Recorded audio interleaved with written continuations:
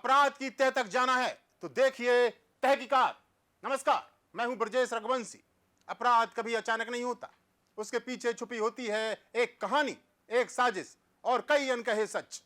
जो दिखाई देता है वो पूरा सच नहीं होता, और जो सच होता है वो अक्सर छुपा दिया जाता है। कौन है गुनहगार, किसने रची साजिश, और क्यों कानून की नजरों से बचता रहा अपराध? आपको हर सवाल का जवाब मिलेगा।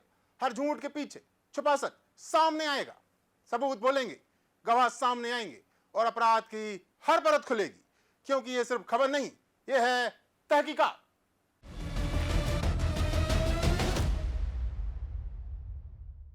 मुट्ठी भर लोगों के भीतर जब रेत की अथाह संपदा को हड़पने की हवस जाग जाती है, तब वहां शुरू होता है सियासत और दबंगई का खूनी खेल। रेत और उसके पीछे की कमाई और तस्करों के द्वारा रचा गया कुचक्र। फिर क्या ठेकेदार, क्या प्रशासन और क्या नेता, विरोध का एक ही अंजाम, मौत।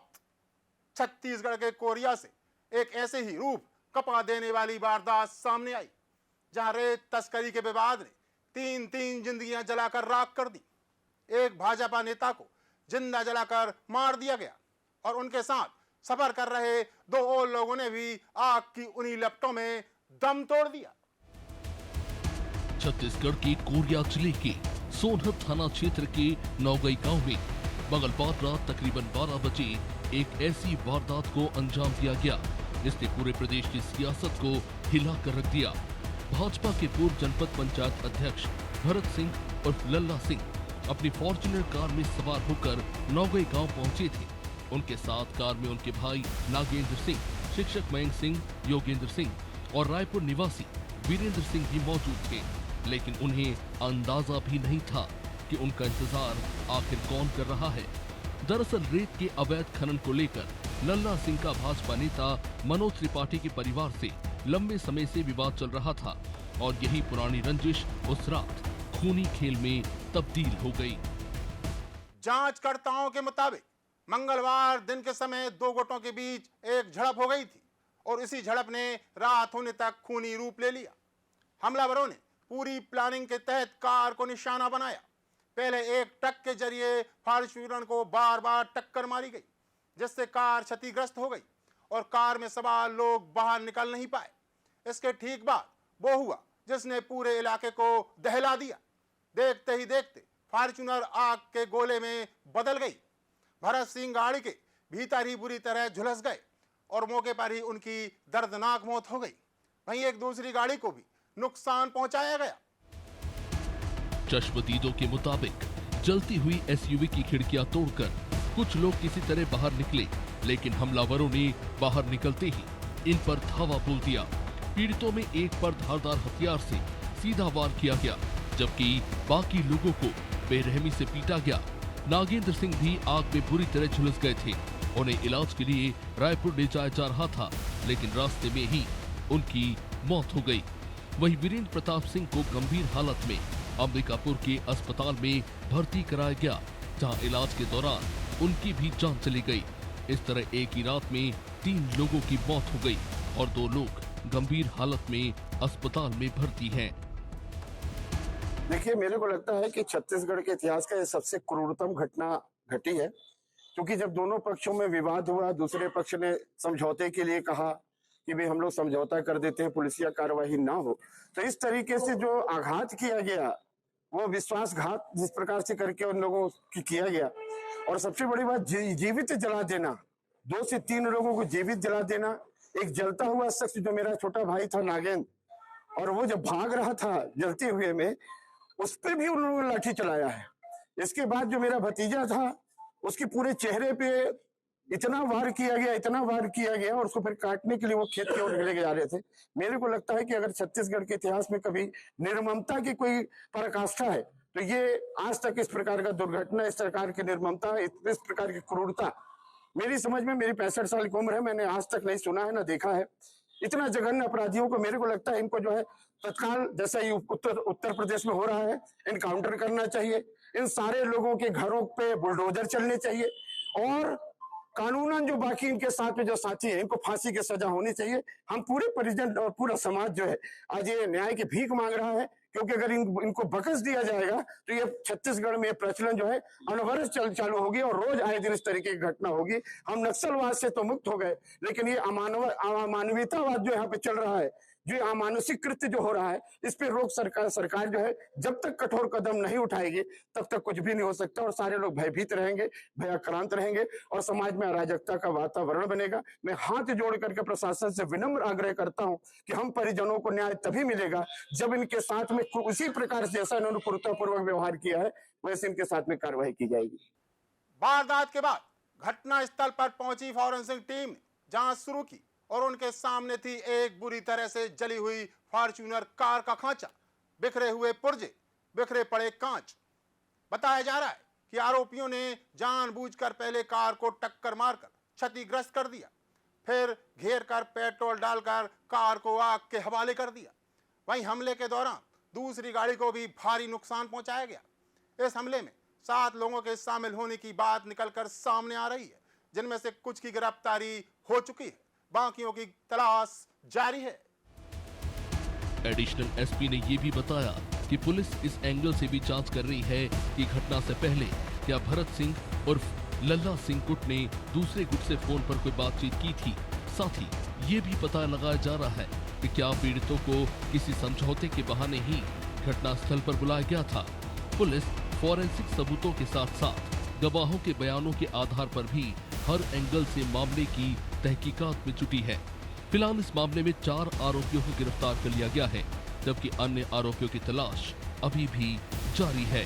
पुलिस की कई टीमें इलाके में दबिश दे रही है ताकि बाकी फरार आरोपियों को भी जल्द से जल्द कानून के दायरे में लाया जा सके। कोरिया में रेत तस्करी को लेकर खूनी संग्राम।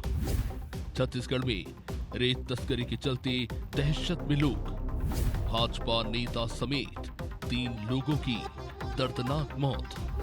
फॉर्च्यूनर को हाईवा से घेरा और फिर लगा दी आग। भाजपा नेता भरत सिंह गाड़ी में जिंदा जल गए। साथियों को फरसी से बेरहमी से पीटकर उनकी हत्या कर दी गई। इलाज के दौरान 2 और लोगों ने भी दम तोड़ दिया। रेत घाट के कॉन्ट्रैक्ट की लड़ाई ने लिया खूनी रूप। इस दर्दनाक वारदात ने सिर्फ एक गांव को नहीं बल्कि पूरे प्रदेश की सियासत को गरमा दिया। लल्ला सिंह इलाके में एक प्रभावशाली और जनाधार वाले नेता माने जाते थे। उनकी इस तरह दर्दनाक मौत से समर्थकों में काफी आक्रोश फैल गया है। मामले की गंभीरता को देखते हुए खुद प्रदेश के मुख्यमंत्री विष्णुदेव साय ने इस घटना पर प्रतिक्रिया दी है और कड़ी कार्रवाई की बात कही। वहीं सवाल यह है कि इस तरह की दुर्दांत घटना प्रशासन के नाक के नीचे हो गई। ऐसे में सवाल उठता है कि आखिर जिन 2 गुटों के बीच विवाद पनपा, उसमें विभागीय लापरवाही या फिर दूसरे शब्दों में कहें तो भ्रष्ट प्रशासन की मिलीभगत कितनी है। वहीं मुख्यमंत्री के सख्त रुख के बाद पुलिस प्रशासन पूरी तरह से एक्टिव हो गया है। घटनास्थल पर भारी पुलिस बल तैनात कर दिया गया है ताकि इलाके में किसी भी तरह की अप्रिय स्थिति से निपटा जा सके। रेत खनन को लेकर सिंह और ठाकुर गुट के बीच चल रही एक खूनी जंग एक परिवार को जहां उजाड़ चुकी है, साथ ही बड़ा सवाल भी उठ खड़ा हुआ है कि आखिर कब तक रेत माफिया की ये दबंगाई और गुटबाजी मासूम जिंदगियों को लीलती रहेगी। पुलिस का ये दावा है कि फरार आरोपियों की गिरफ्तारी भी जल्द कर ली जाएगी और फॉरेंसिक रिपोर्ट आने के बाद इस वारदात से जुड़े कई और राज सामने आ सकते हैं। के बीच में रेत को के अवैध उत्खनन को लेकर विवाद चलते रहता था, तो इनके पहले भी पूर्व में कार्रवाई करते हुए जो इतना अवैध तरीके से ये लोग अपना सीसीटीवी फुटेज लगा सीसीटीवी कैमरा लगा के रखे थे, उसको निकलवाया गया था और ये सारे नोटर का यूज करते थे, इन सबको निकलवा दिया गया था। तो दोनों पक्षों को समझाया भी गया था कि आपस में विवाद ना करें, किसी का लीज नहीं है तो अवैध तरीके से रेत उत्खनन ना करे। तो इस बात को मान भी लिए थे, तो काम बंद भी कर दिए थे दोनों पक्ष। फिर अभी कुछ दिन पहले पता चला कि फिर से दोनों चालू हुए और दोनों के पक्षों में विवाद भी हुआ था। हाल ही में परसों जो है कल एक मारपीट की घटना भी हुई थी, जिससे अपने थाना सोनत में अपराध पंजीबद्ध कर लिया गया था। करके अग्रिम कार्रवाई करने वाली से अचानक हृदय विस्तारक जो घटना है, हृदय विदारक घटना, रात को पता चला कि लल्ला सिंह अपने कुछ मित्रों के साथ और कुछ रिश्तेदारों के साथ जो है मनोज त्रिपाठी के गांव नौगई पहुंच गए थे, उरांव टोला, जहां पे उनकी गाड़ी में आगजनी की गई। आगजनी करने से लल्ला सिंह की शायद मौके पे ही मृत्यु हो गई थी और एक और लोगों की मृत्यु की सूचना मिल रही है कि कोई वीरेंद्र सिंह है वीरू करके, जो उनकी भी शायद मृत्यु डेथ हो गई है। बाकी अभी हॉस्पिटल में एडमिट है। इसमें इस पूरे घटनाक्रम में अभी तक 4 लोगों को गिरफ्तार कर लिया गया है और आगे जो और भी आरोपी उनकी गिरफ्तारी की जो अभी चल रही है कार्रवाई, तो भी जल्दी गिरफ्तार कर लिया जाएगा। इसमें अभी नॉर्मल मर्डर की धारा और आगजनी की धारा इन सबके साथ जो है नॉर्मल धारा के साथ जो अपना कार्रवाई किया जाए।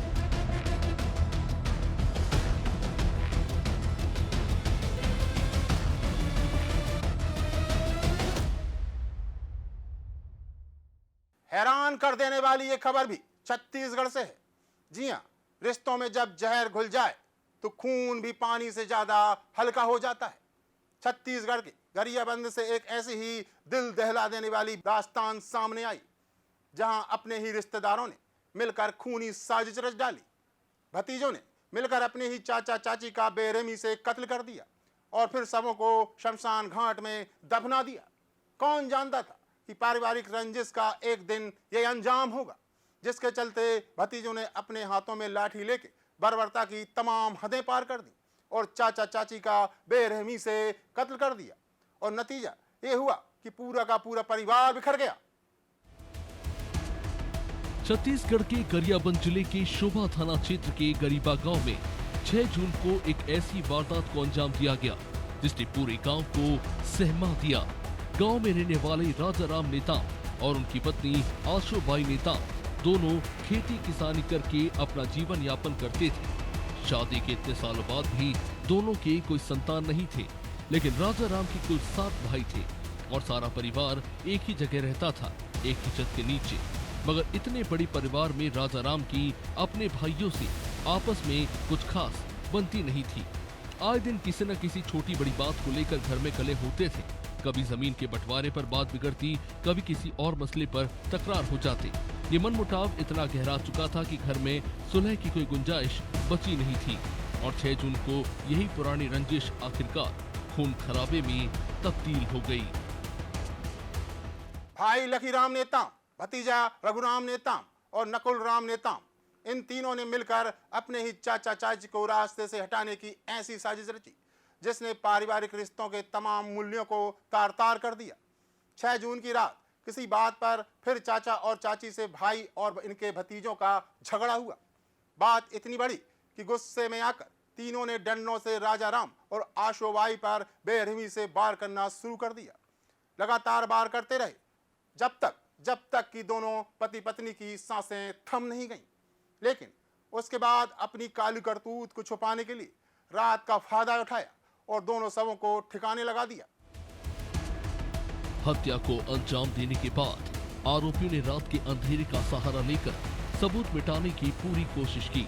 दोनों शवों को बोरे में भरा गया ताकि किसी को कुछ शक न हो और फिर चुपचाप गांव के शमशान घाट की तरफ ले जाया गया। वहां जमीन खोदकर दोनों शवों को गड्ढे में डाल दिया गया और मिट्टी से ढककर दफना दिया गया।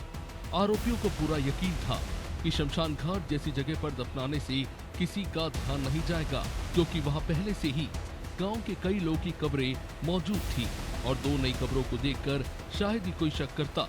लेकिन कहते हैं कि होनी को कौन टाल सकता है। गरियाबंद से दिल दहला देने वाली वारदात, चाचा चाची की भतीजों ने ही ले ली जान। हैवानियत की हद, शवों को बोरे में भर दफनाया। वजह पुरानी रंजिश और जमीन का लालच। पुलिस कर रही हर एंगल से पड़ताल। 5 दिन तक दबा रहा कत्ल का ये राज। दूसरे के अंतिम संस्कार में पहुंचे थे ग्रामीण। या शमशान में नई कब्र देख ग्रामीणों को हुआ शक और खुल गया जघन्य हत्याकांड का राज। घटना के पूरे 5 दिन बीत जाने के बाद 11 जून को गांव में किसी और व्यक्ति की मौत हुई और जब परिवार वाले ग्रामीण उनके अंतिम संस्कार के लिए शमशान घाट पहुंचे तो वहां उन्हें कुछ ऐसा नजर आया जिसने उनके होश उड़ा दिए। 2 अलग अलग जगहों पर बिल्कुल ताजा खोदी गई कब्रें दिखाई दी। ग्रामीणों को तुरंत शक हुआ क्योंकि किसी को भी यह जानकारी नहीं थी कि हाल ही के दौरान गांव में किसी और की मौत हुई हो। फिर धीरे धीरे सबको एक साथ राजाराम और आशोबाई की याद आई, जिनका कुछ दिनों से गांव में कुछ अता पता नहीं था, किसी ने उन्हें देखा भी नहीं था। और अब अचानक दो नई कब्रें देखकर सवाल उठने लगे। शक गहराते ही ग्रामीणों ने इसकी जानकारी सबसे पहले गांव के सरपंच को दी और तभी आरोपियों में से ही एक भतीजे ने सच्चाई उगल दी। घबराहट में उसने पूरी सच्चाई सरपंच के सामने कबूल कर ली। जैसे ही ये बात सामने आई, बिना देर किए पुलिस को सूचना दी गई। सूचना मिलते ही शोभा थाना प्रभारी पवन वर्मा अपनी टीम के साथ वहां पहुंची और वहां तुरंत कब्र खुदवाना शुरू किया गया। और जब जमीन से शव बाहर निकाले गए तो पूरे गांव में सनसनी फैल गई। जांच में पुष्टि हुई कि ये शव कोई और नहीं बल्कि राजाराम नेताम और उनकी पत्नी आशोबाई नेताम के ही थे। देखिए, शोभा थाना अंतर्गत ग्राम गरीबा में 6 जून को ये डबल मर्डर की घटना हुई है। इसमें मृतक हैं राजाराम नेताम और उनकी पत्नी आशोबाई। इनका अपने परिवार में भाई भतीजों से पूर्व से ही कुछ झगड़ा चल रहा था।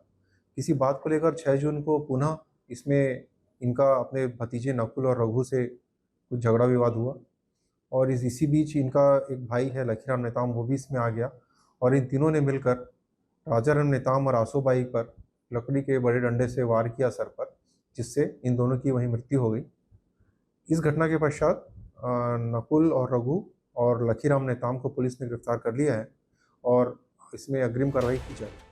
अपने ही परिवार के निसंतान पति पत्नी का उन्हीं के 3 रिश्तेदारों ने बेरहमी से कत्ल कर दिया। इस बात के सामने आते ही पुलिस ने बिना देर किए फौरन आरोपियों को हिरासत में ले लिया। लखीराम नेताम, रघुराम नेताम और नकुलराम नेताम तीनों को गिरफ्तार कर थाने ले जाया गया, जहां सख्ती से पूछताछ शुरू की गई। पुलिस अब ये जानने में जुटी है कि आखिर वो कौन सी इतनी बड़ी बात थी जो सालों के मनमुटाव के बाद भी सुलझ नहीं पाई और आखिरकार अपने ही परिवार के लोगों को इतना खौफनाक कदम उठाने पर मजबूर कर दिया। फिलहाल ये जमीन जायदाद का झगड़ा बताया जा रहा है, लेकिन इस हत्याकांड के पीछे और भी कारण हो सकते हैं, जिसको लेकर पुलिस की तहकीकात जारी है। दोनों शवों को बकायदा पंचनामा बनाकर आगे की जांच के लिए अवशेष फॉरेंसिक लैब रायपुर भेज दिए गए हैं। पुलिस का ये कहना है कि जैसे ही फॉरेंसिक रिपोर्ट आएगी, इस मामले से जुड़े कई अहम राज खुलकर सामने आ सकते हैं। इस वारदात ने पूरे गरियाबंद में हड़कंप मचा दिया है। लोग ये सोचकर सहम गए हैं कि घर के भीतर का मनमुटाव इतना खतरनाक रूप ले सकता है। ग्रामीणों में गुस्सा और दहशत दोनों का माहौल साफ देखा जा सकता है। फिलहाल पुलिस आरोपियों से लगातार कड़ी पूछताछ कर रही है ताकि इस दोहरे हत्याकांड के पीछे की पूरी सच्चाई जल्द से जल्द सामने लाई जा सके। तो आज आपने देखा जुर्म का चेहरा। हमने आपको सच दिखाया है, क्योंकि अपराध चाहे कितना भी ताकतवर क्यों ना हो, सच उससे कहीं ज्यादा खतरनाक होता है। ये कहानी यहीं खत्म नहीं होती, ये लड़ाई अभी जारी है। अगली तहकीकात में एक और मामला, एक और साजिश, एक और सच की तह तक जाएंगे। तो देखते रहिए तहकीकात।